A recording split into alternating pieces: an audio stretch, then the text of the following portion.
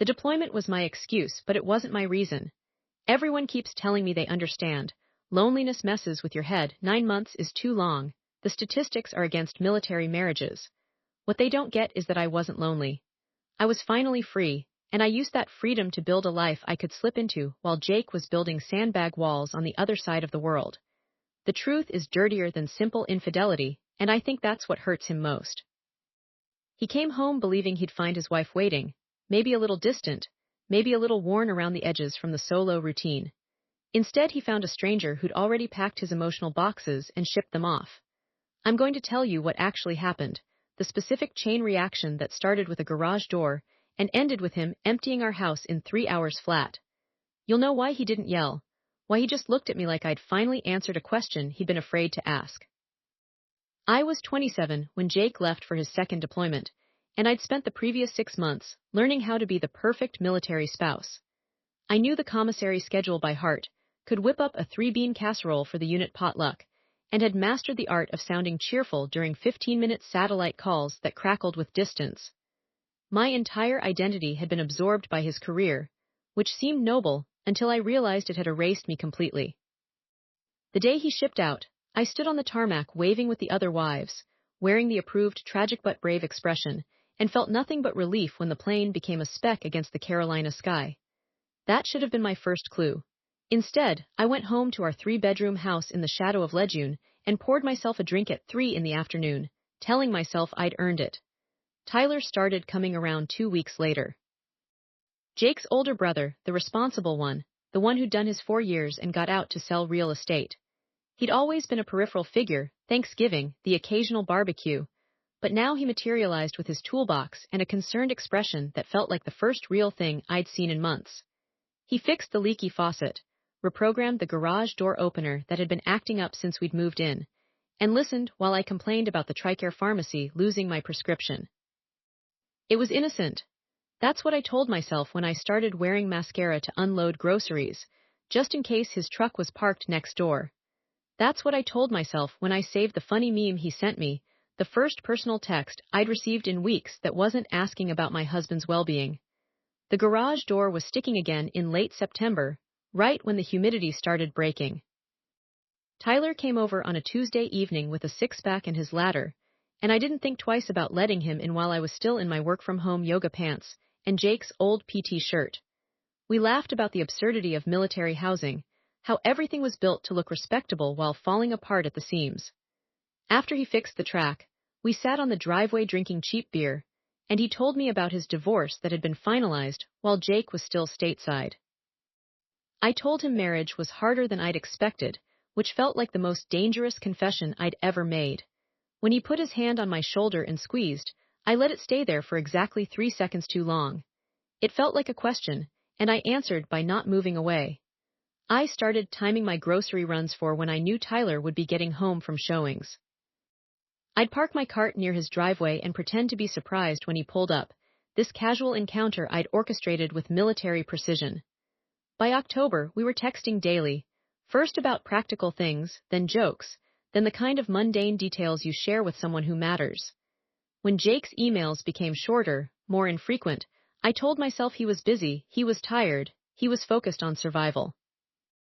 I didn't admit I preferred the version of connection I was getting from his brother, who responded to my messages within minutes and remembered that I hated cilantro.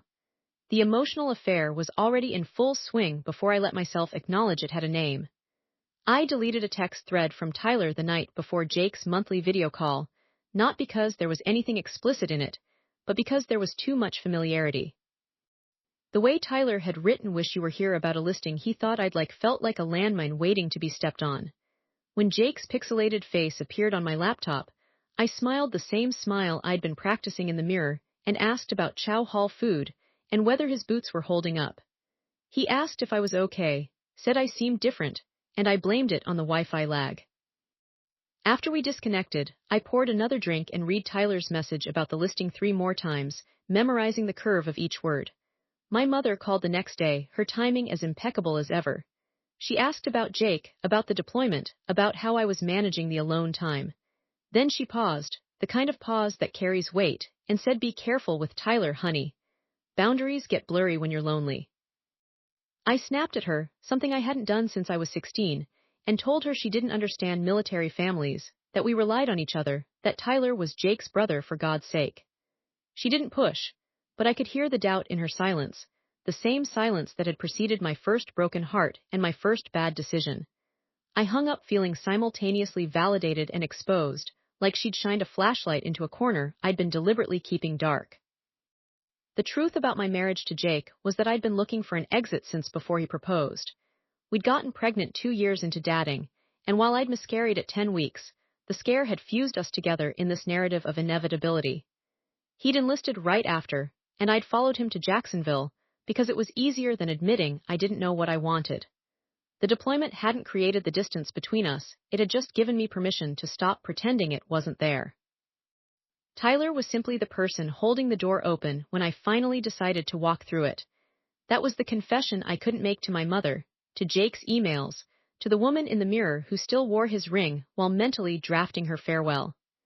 Tyler kissed me after we saw a movie in early November, a film Jake would have hated, but that Tyler had suggested based on my taste in books. We were standing by his truck in the mall parking lot, the kind of ordinary place where extraordinary failures happen, and when his lips touched mine I felt this surge of rightness that terrified me. I kissed him back. Not a hesitant, testing the waters kiss, but the kind that says I've been waiting for this. We didn't speak on the drive home. He kept his hand on my thigh, and I let it stay there, every mile taking me further from the version of myself I'd promised to be. When he texted me goodnight that evening, I didn't answer for 2 hours, not because I was ashamed, but because I was calculating how long I could sustain this parallel existence. Jake's unit friend Mark emailed me in mid-November with the kind of casual update that carried devastating news. Jake had taken some shrapnel to his leg, not serious enough for a medical discharge, but enough to potentially send him home early if the infection didn't clear up. Mark wrote, "Don't worry him by mentioning it. He's being stubborn about not wanting to worry you," which meant I was supposed to maintain this performance of ignorance, while my husband might be stateside in weeks instead of months. I read the email 3 times, each pass making the words rearrange into scarier shapes. Tyler was on his way over to help me winterize the house. I closed the laptop and made a decision I didn't know I was capable of making. I wouldn't tell Tyler about Jake's possible early return. I wanted those weeks. I felt entitled to them, which should have been the moment I recognized how far I'd fallen. The apartment hunting started the week after Thanksgiving, which I'd spent with Tyler at his new condo eating takeout and pretending we were a normal couple. I told Jake's parents I was too drained to drive to their place, which was technically true. While Tyler watched football, I scrolled through rental listings in Raleigh, 2 hours away, far enough to escape the ghost of my marriage but close enough to maintain my freelance clients. I saved 3 listings, all with 2 bedrooms and natural light, imagining which corner would hold my desk where I'd write emails to Jake explaining my absence. The fantasy had progressed from emotional affair to full-scale life planning, complete with logistics and timeline. I told myself I'd wait until he was safely home and recovered, that I wouldn't add to his trauma. This was my greatest act of self-deception, believing my timing made me noble. Tyler's sister invited me to her Christmas party, and I went because Tyler said wear something nice, which felt like a date. I wore the green dress Jake had bought me for our anniversary, the one he said made me look like I had secrets, and Tyler's eyes when he picked me up confirmed it was the right choice. At the party, I met his colleagues, his friends, people who knew him as a divorced guy getting his life back together. They didn't know about Jake. Tyler didn't introduce me as his sister-in-law. I was just Emma, and I leaned into the anonymity like it was a warm bath.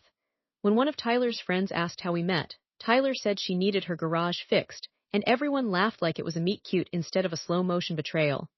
I laughed too, the sound foreign in my throat. The social media post seemed harmless at the time, which is what we always tell ourselves when we're documenting our own destruction. I posted a photo of the sunset from Tyler's balcony, the sky bleeding orange and purple over the pine trees, with the caption "Finally finding peace in the chaos." I cropped Tyler out of the frame, but his tattoo, the Marine Corps globe and anchor he'd gotten with Jake, was visible in the corner. I'd forgotten about it in my curation of the moment. Jake's mother commented within an hour, "Beautiful view. Where are you?" I deleted the comment and the post, but screenshots are forever, and military moms are nothing if not vigilant. That night, I dreamed about Jake finding a box of my secrets and opening each one like a grenade. Tyler started getting restless as January dragged on. He wanted me to spend the night, to leave a toothbrush, to make us official in the ways that mattered in adult relationships. I told him we had to wait, that Jake deserved to come home to stability, that I couldn't add to his stress. Tyler called bullshit, said I was using deployment as a shield to avoid choosing, which was more accurate than I wanted to admit. Our fight ended with him saying if you loved him, you wouldn't be here, and me responding if I didn't love him, I'd already be gone. It was the kind of circular logic that felt profound at 2 a.m., but was really just two people trying to justify what we'd done. The next morning, I found myself typing a confession email to Jake, trying to explain the unexplainable, but I saved it as a draft because the words looked like excuses even to me. I wrote Jake a letter in early February, a real one on paper, the kind spouses are supposed to send. I told him about the weather, about my work, about missing him. I didn't mention Tyler. I didn't mention the apartment applications I'd started filing. I didn't mention that when I wrote I love you at the end, I had to think about the shape of the words, like I was writing in a language I'd forgotten how to speak. I sent it with a photo of me at the kitchen table, the one he'd recognize, wearing a sweater he'd sent me from a market near his base. I thought I was being kind, preserving his illusion of the wife he'd left behind. I was really preserving my own ability to look in the mirror and see someone who hadn't completely dissolved. Jake's early return became official in late February, not because of the leg injury, but because his unit was being rotated out early. Mark's final email said he'll be stateside March 15th, surprise homecoming, don't let on you know. I had 3 weeks to dismantle the parallel life I'd built. I told Tyler we needed to pause, that Jake deserved to come home to his wife, that we'd figure things out after. Tyler's face went cold in a way I'd never seen. After he said, you mean after you let him settle back in, after you play the dutiful wife, after you decide if you still want me as your backup plan? He wasn't wrong, which made it worse. I was trying to have both. I was trying to have everything, and I was about to have nothing. My best friend Sarah flew down from Boston for a long weekend, a surprise visit she'd arranged because she said my texts had been off. She took one look at my face when I picked her up from the airport and said, oh my God, Emma, who is he? Not are you okay? Not what's wrong? She saw it immediately, the specific kind of wreckage that only comes from secret intimacy. I denied it at first, ran through my practiced lines about loneliness and Tyler being family, but Sarah had known me since college. She saw the way I checked my phone, the way I deflected questions about Jake, the way I'd stopped talking about when he gets home and started talking about if this works out. She didn't push, but she left a day early, hugging me tight and whispering whatever you're doing, it's going to cost you more than you think. Tyler's ex-wife found me on Facebook 3 days after Sarah left. Her message was simple, I know about you too. Tyler always needed to win against his brother. I stared at those words for 20 minutes, parsing each one. Needed to win. Not loved me, not cared for me. Needed to win. The implication landed like a mortar in my chest. Had this been some twisted sibling rivalry? Had I been a proxy battleground?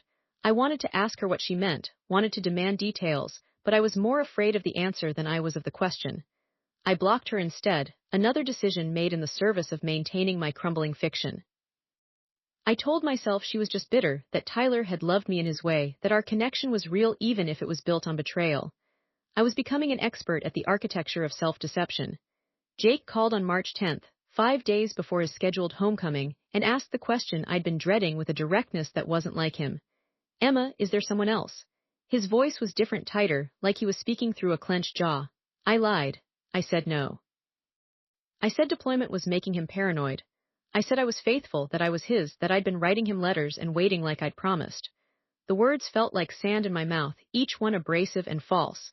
He was quiet for a long time, the satellite delay making his silence feel infinite. Then he said, okay. I'll see you soon. He didn't say he loved me. He didn't say he missed me. He just disconnected, and I sat there holding a dead phone, knowing I'd just made my final mistake. I found out I was pregnant on March 12th, 2 days after Jake's call and 3 days before his return. The test was positive before I'd even finished peeing on it, the plus sign bright and accusatory. I sat on the bathroom floor and tried to do math. The timeline was a blur of Jake's last leave in June and Tyler's presence in my bed since November. I didn't know. I genuinely didn't know, and that ignorance felt like another betrayal, this time of a potential life. I texted Tyler a photo of the test. a desperate reach for shared responsibility, and he responded in 5 minutes, "We need to talk." Not "I'm here for you." Not "What do you want to do?" Just "We need to talk," like we were business partners discovering a quarterly loss. I realized then that I'd mistaken proximity for partnership, that I'd built a castle in the space between Jake's absence and Tyler's attention. Jake came home on March 15th, but not to the base.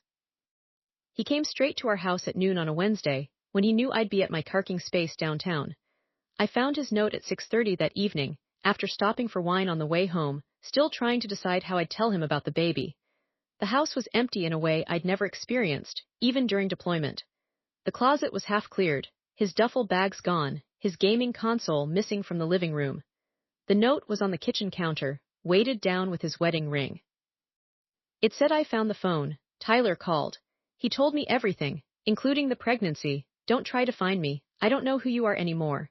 The secret phone was the one I'd bought in October, a burner I used only for Tyler. I'd kept it in my nightstand, this stupid teenage move that felt necessary at the time. Jake must have found it when he came home. Maybe he'd been looking for evidence, or maybe he'd just been putting away laundry. The violation of privacy felt absurd to focus on, but I did. He'd invaded my space, he'd gone through my things. It took me a full hour to realize he'd found the phone weeks before, that his question, "Is there someone else?" had been a last-ditch attempt to give me a chance to confess. I'd lied to his face, and he'd already known. The realization that I'd failed a test I didn't know I was taking was a special kind of humiliation. Tyler had called him. That was the detail that gutted me. Not that Jake had discovered us, but that Tyler had initiated the contact. It smelled of self-preservation, of a man trying to control the narrative before he could be blamed. When I'd texted him the pregnancy photo, he'd panicked and called Jake to confess everything, positioning himself as the remorseful brother who'd been seduced, mentioning the baby as proof of how serious it had gotten. I'd been planning to choose Tyler, but Tyler had chosen Jake's side, throwing me under the bus to salvage his relationship with his brother. I'd been a pawn in a game I didn't know we were playing. The box of baby books I'd secretly started collecting felt like a monument to my stupidity.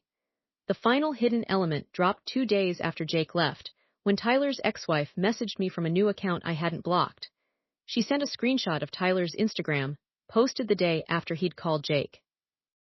It was a photo of him with his arm around a woman I didn't recognize, captioned, "Sometimes you have to lose something to see what you had all along." The woman was tagged. I clicked through. She wasn't his ex-wife. She was someone new, someone he'd been seeing since January, while he was telling me he loved me, while he was helping me look at apartments, while he was playing the role of the devoted almost partner.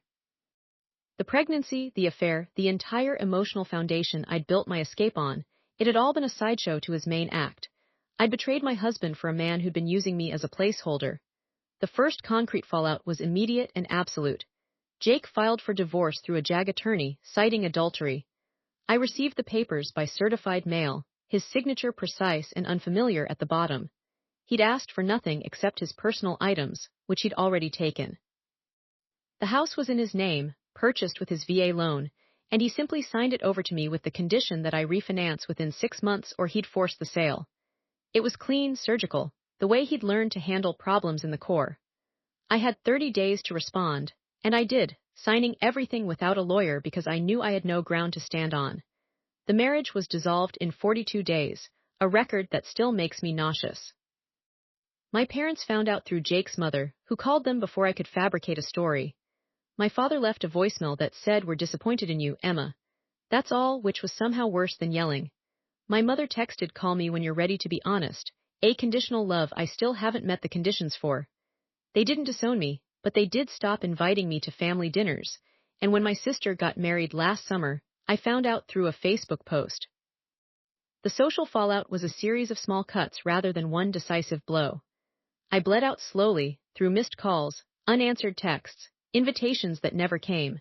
The military community didn't just ostracize me, they archived me. Screenshots of my Instagram posts, the ones where Tyler's tattoo was visible or where I looked too happy for a military wife, were compiled in spouse Facebook groups with captions like "This is why we can't have nice things and Depender of the Year." My name became shorthand for betrayal. Women I'd had coffee with, who told me their own deployment survival stories, now used me as a cautionary tale for the new wives.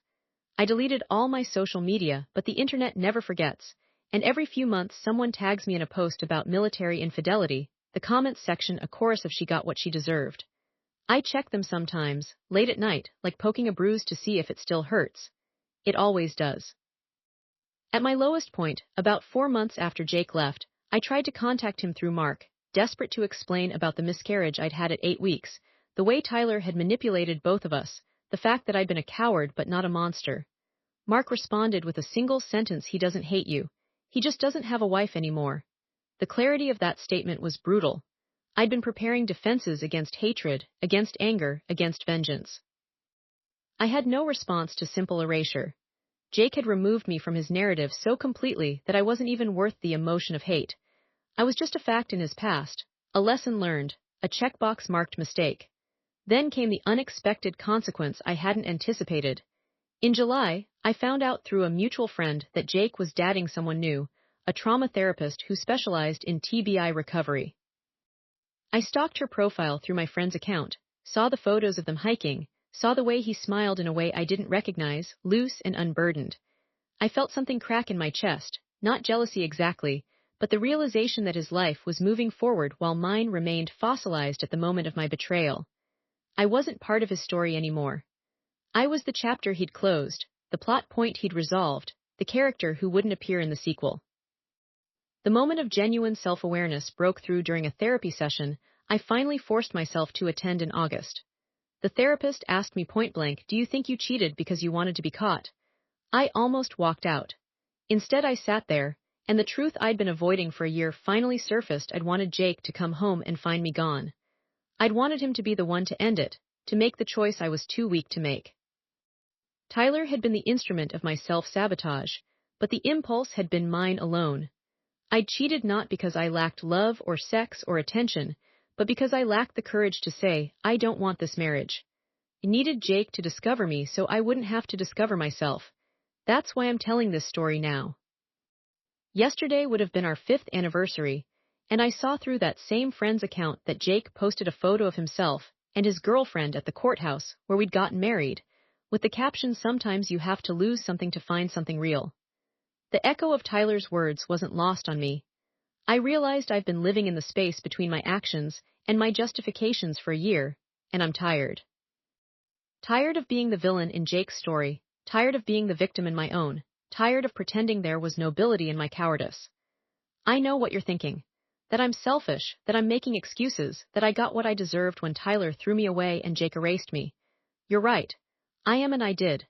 But I also learned that there's a difference between a mistake and a series of choices, between loneliness and self-absorption, between needing connection and needing escape. I cheated while he was deployed, and he came home and moved all his stuff out. That part is true. What I understand now, what I couldn't see then, is that I'd already moved out emotionally. The physical act of packing was just the final step in a departure I'd orchestrated through 1,000 small betrayals, each one a brick in the wall I'd built between us. Jake is happy now, really happy in a way I never saw when we were together. That should be a comfort, but it's mostly just proof that I was the weight holding him down. I still live in the house, still pay the mortgage I'm struggling to afford, still sleep in the bed where I betrayed him. Sometimes I think about reaching out, offering the explanation I owe him, but Mark's words stop me. He doesn't hate you. He just doesn't have a wife anymore. That's the legacy I've earned. Not hatred, which requires energy, but irrelevance, which requires nothing. I'm telling this because I think there's value in admitting that some damage can't be undone, that some choices close doors forever, that you can love someone and still destroy them through cowardice. I'm not asking for forgiveness. I'm just done being the only person who knows the whole story. You can judge me now. Everyone else already has.